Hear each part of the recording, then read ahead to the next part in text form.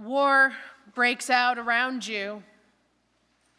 Hurricanes, tornadoes, earthquakes, wildfires hit, destroying your entire neighborhood. Threats of disease loom all around. These sort of large-scale, catastrophic events strike, and with it usually comes really bad theology. You must have done something wrong, so God is punishing you. Or there's something you need to learn, so God is having this happen to you. Let me be the first, or not first, but let me say clearly, no, no, and no. That is not how God works. God is a God of love. Over the centuries, people, being people, have pondered the question, why do these bad things happen? And they've made up answers because we don't know, and it just happens, are not very satisfying answers. And as Alexander's mom says, some days are just like that. Now in Job, I don't know how familiar we all are with the story of Job, but let me give you a quick summary here. We've got God and Satan, and they're making bets, if you will, on how Job is going to react to different things that happen. And God is like, Job is faithful. He is faithful no matter what. And Satan's like, yeah, well, let's see what happens when we take away all of his wealth and we'll see. That was our passage today, right? He loses all of his livestock, which is the equivalent to losing pretty much everything of value in your entire life. But we see that Job did not sin and he did not charge God with wrongdoing. He stayed faithful.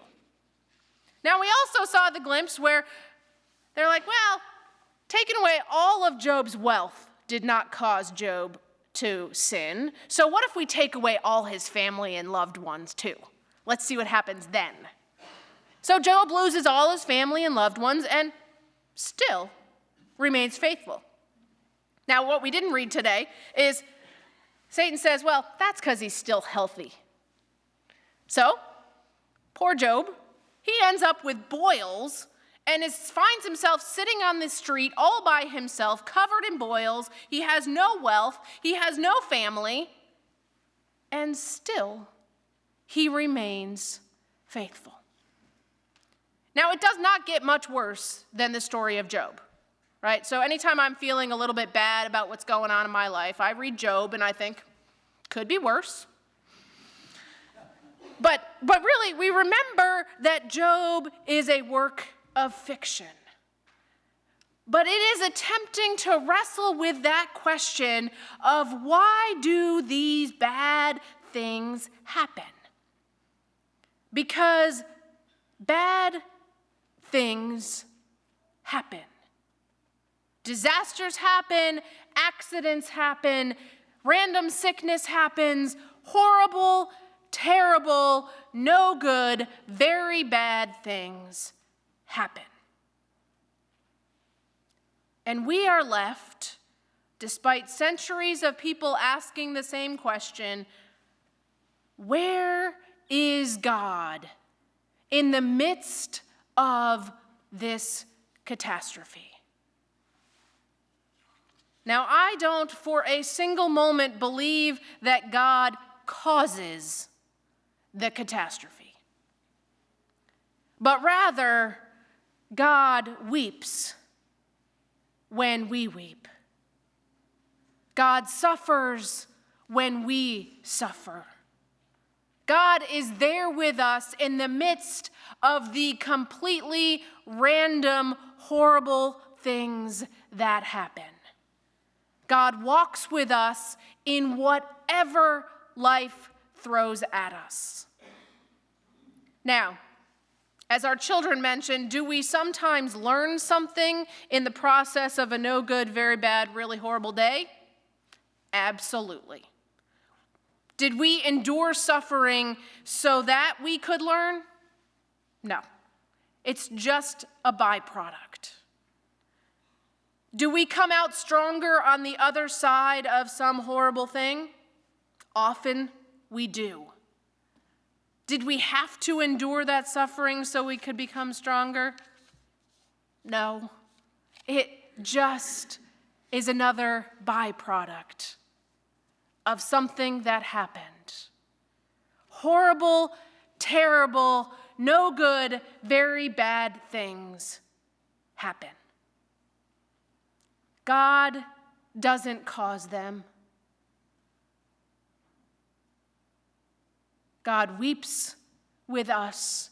God sits with us in our suffering. This Lent, we're going to sit with this suffering the whole season. This whole season, we're going to consider the ways in which we struggle and we suffer. And this whole season, we are going to remember that God is with us in the midst of it all. We're going to remember that God is there cheering us on, giving us strength to endure whatever has befallen us. Brene Brown puts it this way. She said, I went to church thinking it would be like an epidural, that it would take the pain away. But church isn't like an epidural. It's like a midwife.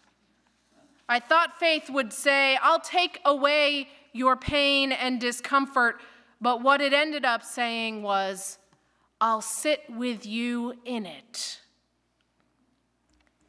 That, for me, is the hope. That, for me, is the good news. In the midst of whatever suffering or pain we may be enduring, we are not alone. God is with us. Our faith community is here to walk with us. Friends, when we gather at this table in a little bit, we gather to remember that we are not alone. We remember this meal that Jesus shared, wherein he promises to be with us always. So we cling to that. We cling to that when everything else around us seems to be crumbling. Let us gather at this table, looking around, to remember that we are not alone. To look inward and to remind ourselves that God is within and among us. And that is our hope in the midst of it all.